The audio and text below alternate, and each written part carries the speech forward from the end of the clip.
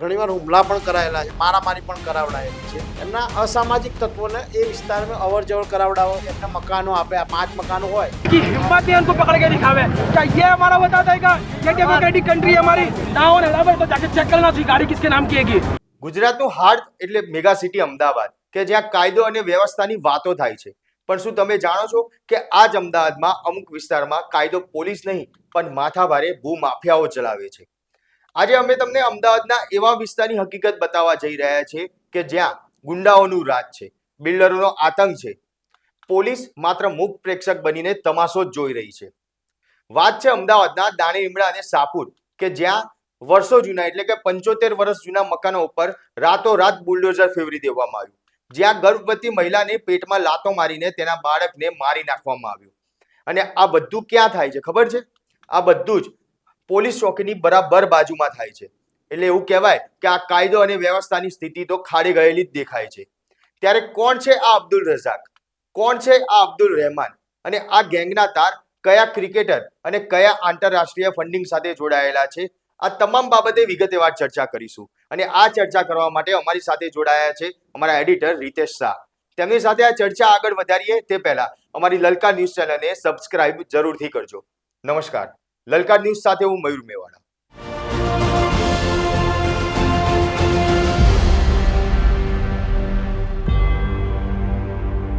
રીતેશભાઈ, થોડા દિવસ પહેલા દાણીલીમડાની આ વાત છે. બહેરામપુરા વિસ્તારની અંદર એક જ સમાજના 2 જૂથ વચ્ચે અથડામણ થઈ હતી. જે લોકોના નામ સામે આવી રહ્યા છે એ લોકો કોણ છે? અને આમાં એક ક્રિકેટરનું નામ સામે આવે છે કે ઇન્ડિયન ક્રિકેટ ટીમના એક પૂર્વ ક્રિકેટર છે કે જેના કારણે જેના હાથ આ તમામ આરોપીઓના માથે છે ને એટલા માટે આખું કારસ્તાન છે તે રચવામાં આવ્યું હતું. એ કોણ છે? સૌથી પહેલા ઘટનાની વાત કરી દઉં કે બહેરામપુરા કેલિકો મિલ પાસે એડવર્ડ પાર્ક નામની સોસાયટી છે. એ પહેલાં ધોબીઘાટ હતો, ત્યાં આગળ મયુર, બરાબર છે. એ ધોબીઘાટ તરીકે ઓળખાતી હતી. આજે એ જગ્યા પર માથાભારે તત્વો જે છે એમને અને ભૂમાફિયાઓ એ લોકોનું એપી સેન્ટર બની ગયું છે.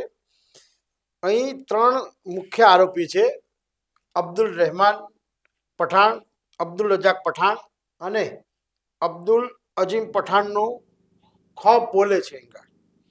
આ લોકોની મોડસ ઓપરેન્ડી સાંભળશો તો તમે પણ દંગ રહી જશો.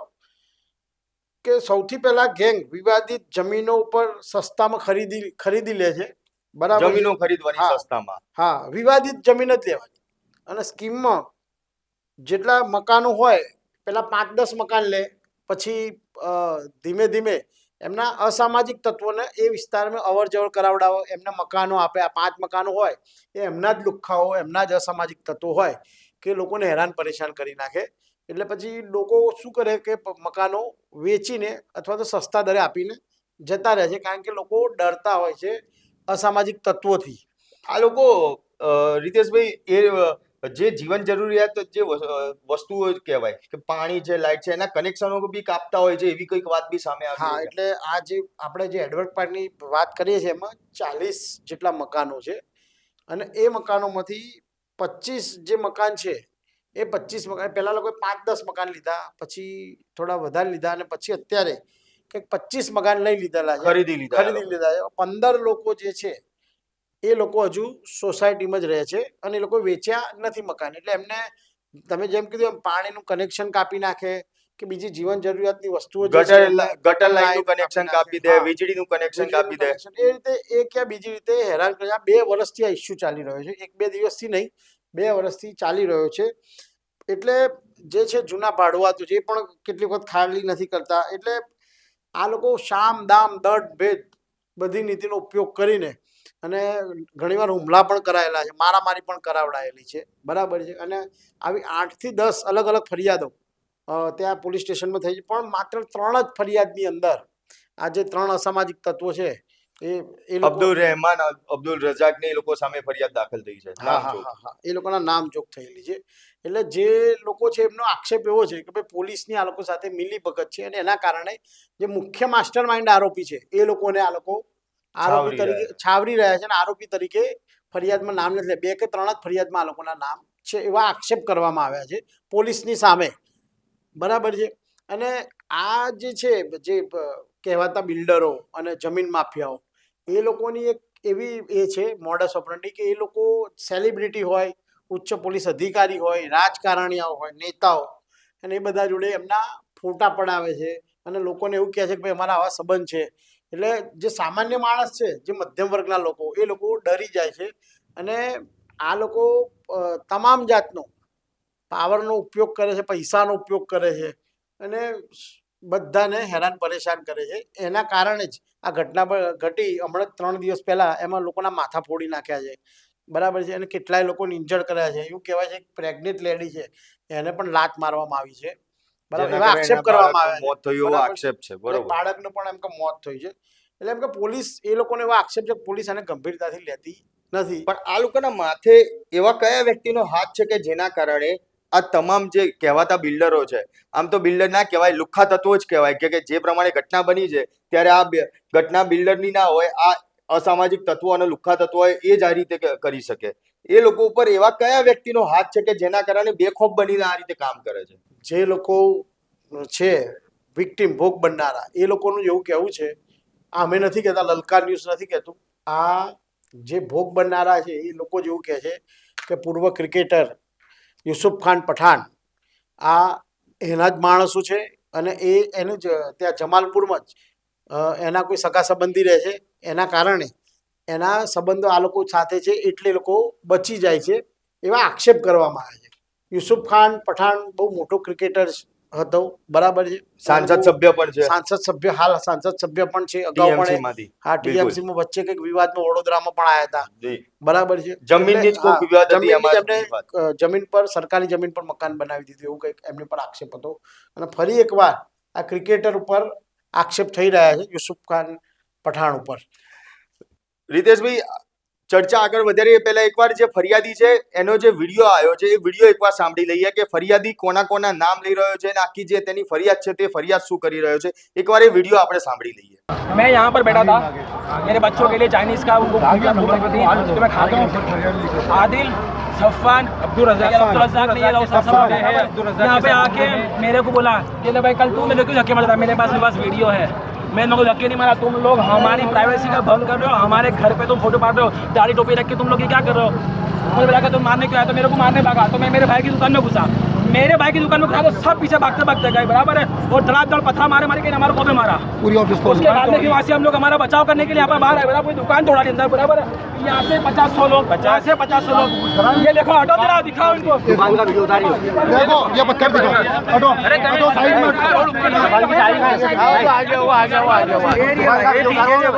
इतने सारे लोगों ने मारा, बराबर है.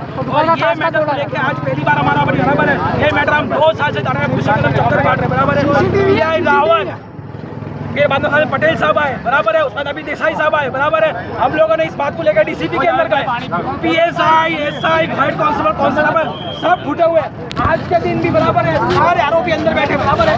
ये देख लो कितने सारे पुलिस वाले खड़े हैं, किसी की हिम्मत है उनको पकड़ के दिखावे. क्या ये हमारा बता देगा ये डेमोक्रेटिक कंट्री है हमारी कि पुलिस बिल्डर लोगों को पैसा दे, बराबर, तो मन भाव इसके जो करना हो करे. ये हमारे पास इतने सारे वीडियो उतारना, उतार लो भाई, एक भी को एक भी पकड़ेगा और सबको आवासी पकड़ा गया. ये हमारा देश है का. मेरी वाइफ को इसको मारा, मेरी मम्मी को मारा, मेरी पप्पू को मारा, वो मेरा भाई का देखो ये यहाँ पे ये मेरे फादर, इनको मारा. ये हम लोग यहाँ पे, ये हमारा घर यहाँ पे था, ये मेरा घर है, ये मेरे भाई का घर है. ये पुलिस वाले भी दिखाओ, हमारी दुकान बराबर है, हमारे धंधेदारी लोग हैं. मैं एडवोकेट गुजरात हाईकोर्ट प्रैक्टिस करता हूँ. ये हमारी कलकत्ता काम पसंद नहीं है. ये छोकरा, इसका घर पूरा तोड़ दिया अंदर के साथ, पूरा घर तोड़ दिया, सारा जड़ से 3 फुट खड्डा खोद के फेंक दिया, बराबर है. ये चल रहा है इस देश के अंदर. और अहमदाबाद में जो अहमदाबाद का नाम लेके पूरे देश में चर खाए, बराबर है. ये अहमदाबाद की आज की तारीख में हालत है. ये Abdul Razak, CM, commissioner police, सबके पास जाके फोटो बना देगा. क्या चेक करते नहीं है लोग? और इसे पूरा पैसा फंडिंग है ना यूसुफ पठान का आएगा. यूसुफ पठान की गाड़ी अंदर यूज करता है, बराबर है, ना हो, बराबर है, तो जाके चेक करना उसकी गाड़ी किसके नाम की है. जीजे सर गाड़ी का नंबर दिखा दो, बराबर है, मातो बड़ी खत्म हो जावे. बराबर है, दुकान में हालत ये देखो, ये हाल है, ये दुकान की हालत है. दुकान में बात करो, देखो ये चल रहा है. और ये जितने पुलिस वाले, बराबर है, इनको किसी को कुछ करना नहीं है. सबको आज ही बचाना है का ये इतना पूरा यहाँ पे तामझाम बराबर है किसी को करने हेल्प तो करनी नहीं है ऊपर जी उसका पैसा दे के बराबर उसको छावरे बराबर है और गरीबों की हेल्प भी करेगा जैसे गरीबों के घर तोड़ने अभी यहाँ दूसरा का मक्खन तोड़ी अभी लेने पे मिला था हमारे को हमारा क्या हमारा यही काम करने का है पिछले 2 साल से कंट्री जमा करने का अब्दुल रज़्ज़ाक है इसके पीछे आज की तालीम में अगर मेरे को मेरे परिवार को किसी को भी जान ना लेके जो भी ऐसा इतना भी खरोच आया और आगे भी हमारे को जाना तो जान कहीं हमारे कुछ बराबर है अब्दुल रज़्ज़ाक अब्दुल रऊफ बराबर है हैदर खान सईद खान ये यूसुफ पठान यहाँ पे जो शफीकी का एसआर फौजान जो जितने भी है और साथ में ये जितने भी डीसीपी पीआई सब इसके जिम्मेदारी उनकी जिम्मेदारी रहेगी पूरी की पूरी। સાંભળ્યું ને જે ફરિયાદી કહી રહ્યા છે કે આની અંદર યુસુફ પઠાણનો પણ હાથ છે. યુસુફ પઠાણની ગાડી છે તે ગાડી આ લોકો ફેરવી રહ્યા છે. તેનો ફોટો પણ જે ફરિયાદી છે તેના મોબાઈલમાં દેખાડી રહ્યો છે. એ ફોટો પણ તમે જોઈ રહ્યા હશો. રીતેશભાઈ, હવે સવાલ એ ઊભો થાય છે, પૂર્વ ક્રિકેટર અને હાલના સાંસદ જે ટીએમસીના યુસુફ પઠાણનું નામ તો સામે આવે જ છે, પણ એક વાત એવી પણ જાણવા મળી રહી છે કે આ જે આરોપીઓ છે આ આરોપીઓને ઇન્ટરનેશનલ ફંડિંગ પણ મળી રહ્યું છે. હા, એવા આક્ષેપ કરવામાં આવ્યા છે કે જે આ 3 મેઇન આરોપી છે એ લોકોને જે છે અબ્દુલ રજાક ને એ બધા બિલ્ડર બરાબર છે એ ઇસ્માઇલ અબ્દુલ પઠાણ, રજાક, અબ્દુલ રહેમાન, હા અબ્દુલ રજાક, અબ્દુલ રહેમાન પઠાણ અને અબ્દુલ અજીમ પઠાણ, આ 3નો ખૂબ જ ખોફ છે. અને એને ખોફની પાછળ એક તો ક્રિકેટરનો તો આક્ષેપ કરવામાં આવ્યો જ છે કે ક્રિકેટરનો એટલે પૂર્વ ક્રિકેટરનો હાથ છે તે લોકો ઉપર, યુસુફ ખાન આ લોકોના જોડે પાર્ટનરમાં છે એવી હા, વાત છે. હા એને પાર્ટનરમાં છે એવી લોકો તરફથી આક્ષેપ કરવામાં આવ્યો છે. આ ઉપરાંત આંતરરાષ્ટ્રીય ફંડિંગ પણ આ લોકોને મળે છે, એના કારણે જ આ લોકો ફૂલ્યા ફાલ્યા છે. અને એટલે જ કોઈના પણ હુમલો કરે એ ક્યાંય પણ જેસીબી ચલાવી નાખે છે કે મકાનો હોય, મકાનોમાં લોકો રહેતા હોય એટલે એમના પહેલા અસામાજિક તત્વો જાય, દંડા ધારિયા તલવારોથી મારામારી કરે, લોહી લુહાણ કરે બરાબર છે. તો આ લોકોને ખરેખર કેમ પાસા ના થવી જોઈએ, આ લોકોને કેમ તડીપાર ના કરવા જોઈએ. સવાલ તો એ ઉભો પણ થાય છે કે જે જગ્યાએ બનાવ બન્યો છે ત્યાં બાજુમાં પોલીસ ચોકી છે, દાણીલીમડા પોલીસ સ્ટેશન પણ ત્યાં નજીકમાં છે, છતાં પણ પોલીસ દ્વારા કાર્યવાહી નથી કરવામાં આવી કોઈ પ્રકારની. યોગ્ય કાર્યવાહી તો ના જ કહેવાય. તો પોલીસ ઉપર પણ હાલ તો આક્ષેપો કરવામાં આવી જ રહ્યા છે. એટલે પોલીસ પર આક્ષેપ થઈ રહ્યા છે એ વાત સાચી છે, પણ પોલીસે પણ 8 થી 10 ફરિયાદ એમને એમ નહીં થઈ હોય મયુર. આપણે એકલા પોલીસને એ કરીશું એ યોગ્ય નથી. પોલીસ ક્યાંક મળેલી હશે, ક્યાંક એ લોકોનો સપોર્ટ હશે, એ વાત બની શકે, પરંતુ એ લોકોએ કાર્યવાહી તો કરી જ છે બરાબર છે. પણ એવું કહી શકાય કે ભાઈ જે મેઇન આરોપી છે માસ્ટર માઇન્ડ 3, એ 3 આરોપી જે છે એમને પોલીસ કદાચ છાવરી રહ્યો એવું બની શકે બરાબર છે. અને બીજી વાત એ છે કે આ શસ્ત્રોથી હુમલો કરે છે, ઘાતક શસ્ત્રો છે અને લોકોને હેરાન પડે. આ 2 વર્ષથી આ બબાલ ચાલી રહી છે, આ 1-2 દિવસની નથી. અને અનેક વખત માથાકૂટો થાય, અનેક વખત મારામારી થાય, ધડાધડી થાય, પેલા સ્ટમ્પથી મારાય, આના તલવારથી મારે છે બરાબર છે. એટલે પોલીસે ખરેખર આનો કંઈ ઉકેલ લાવવો જોઈએ કે જેથી પોલીસ ઉપર પણ આના માછલા ના ધોવાય બરાબર છે. પોલીસ આપણે એવું ના કહી શકીએ કે ભાઈ આ પોલીસ મળેલી હશે બરાબર છે, પણ આ જે માસ્ટર માઇન્ડ ગુનેગાર છે એ લોકોના નામ પોલીસ નથી નાખતી એવો આક્ષેપ કરવામાં આવ્યો છે. અને હાઈકોર્ટના એડવોકેટે જ્યારે આક્ષેપ કર્યો છે બરાબર છે, અને હાઈકોર્ટના એડવોકેટની પણ કમ્પ્લેનમાં લેવાતી હતી, જે તે વખત નથી લેવાતી. એટલે હાઈકોર્ટ એડવોકેટ જે છે બાર એસોસિએશનની મદદ લેવી પડે. બાર એસોસિએશન જ્યારે કીધું ત્યારે માસ્ટર માઇન્ડોની જે માસ્ટર માઇન્ડ આરોપી છે એ લોકોની નામજોગ ફરિયાદ લેવામાં આવી છે. એટલે પોલીસ પણ જો ખરેખર આવા તત્વોને છાવરતી હોય તો છેલ્લે છાંટા તો તમારી ઉપર જ ઉડવાના છે. એટલે પોલીસે પણ યોગ્ય કાર્યવાહી કરવી જોઈએ અને ખરેખર વન સાઇડેડ ના રહીને બંને પક્ષોને સાંભળીને કાર્યવાહી કરવી જોઈએ. અને આ તલવારોથી હુમલા કરે બરાબર છે, ધારિયાઓથી હુમલા કરે, મારામારી કરે, બેટ મારે, દંડાઓ મારે, એ કેટલા અંશે યોગ્ય છે? અને એ કોઈ જે નાગરિકો મારે એ સામાન્ય નાગરિકો છે અને એ બધા એટલા કાયદાના પણ જાણકાર નથી. એટલે પોલીસે ખરેખર આમાં માનવતા બે જ એ કરવું પડે. કારણ કે એવું આક્ષેપ કરવામાં આવ્યો છે કે ભાઈ એડવોકેટ જે છે, એડવોકેટ અથવા કોઈ જે બેનને પ્રેગ્નેન્ટ લેડીને એના ઉપર લાતો અને એના ઉપર હુમલો કરવામાં આવ્યો અને એનું બાળક મરી ગયું, આ બહુ ગંભીર વસ્તુ છે. એટલે પોલીસે આવા લોકોને એને જેલના સળિયા પાછળ જ ધકેલવા જોઈએ અને એમના ઉપર મેં કીધું પાસાને કરવા જોઈએ બરાબર છે. નહીં કરે તો છેલ્લે જવાબદાર કોણ થશે? પોલીસ જ થશે. અને એ લોકો આક્ષેપ પોલીસ ઉપર જ કરી રહ્યા છે. એનું કારણ છે કેમ આક્ષેપ કરી રહ્યા છે કે ભાઈ આ લોકોને વ્યવસ્થિત બહુ સજા થવી જોઈએ કે જેનાથી એ લોકો જેલમાં બીજી વાર જાય. આવું અને અને આવું આવું કરે કાર્ય ને, કરતા બી અને ગભરાય. 2 વર્ષમાં 8 થી 10 હુમલા કરે બહુ મોટી વસ્તુ છે, અને એક જ વિસ્તાર છે દાણીલીમડા જ. આ તો એક વિસ્તારની વાત થઈ. આ સિવાય બી અન્ય વિસ્તારમાં હુમલા કરેલા છે. એ વિસ્તાર કયો છે, કઈ જગ્યાએ આ હુમલા છે તે કરવામાં આવ્યા હતા, એ કોઈ માહિતી મળી આવી છે? હા, એવું કહેવાય છે કે દાણીમડાની વાત નહીં પણ શાહપુરમાં પણ આ લોકોએ આતંક મચાવ્યો હતો. ભવન્સ કોલેજ પાસે દિવાલ પર એબીવીપીનું પેઇન્ટિંગ હતું. ભાજપની સરકાર છે હો, અને એબીવીપીનું પેઇન્ટિંગ હતું, બરાબર છે.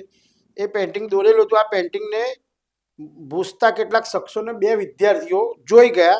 એકનું નામ છે પ્રતિક મિસ્ત્રી અને બીજાનું નામ છે દિવ્યપાલસિંહે અટકાવ્યા. બસ આટલી જ બાબતમાં આ વાતમાં ફરહાન ખાન પઠાણ, અરબાજ ખાન અને ભાવિન નામના શખ્સોએ છરી અને મોટા છરા વડે જીવલેણ હુમલો કર્યો અને લોહી લુહાણ કરી દીધા હતા, કે રોડ ઉપર લોહી વહેતું હતું આ લોકો.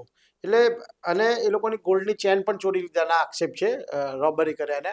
એટલે આ જે થઈ રહ્યું છે ખોટું છે. એટલે જ અમે કહીએ એકલા દાણીલીમડામાં નહીં, શાહપુરમાં પણ આ લોકોનો આતંક છે. એટલે જે મધ્યમ વર્ગના જે સામાન્ય નાગરિકો છે એ લોકો માટે જીવવું ઝેર કરે એવા ગુનેગારોને એમને કાયદાનો પાઠ પોલીસે ભણાવવાની જરૂર છે.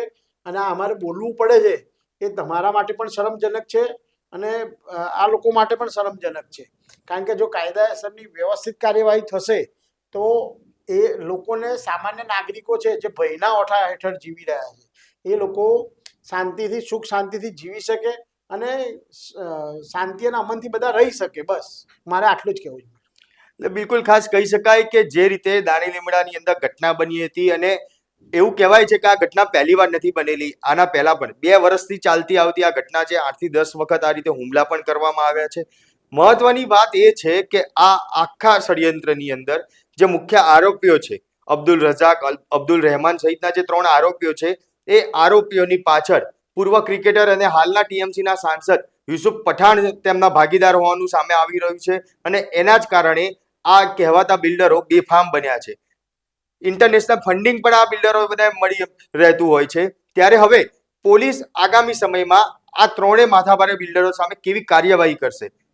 જે એડવોકેટને મારવામાં આવ્યો છે, એડવોકેટ દ્વારા પોલીસ ઉપર આક્ષેપો તો કરવામાં આવ્યા છે, પરંતુ હવે આ આક્ષેપો સામે પોલીસ ખરેખર આ બિલ્ડરો સામે યોગ્ય કાર્યવાહી કરશે?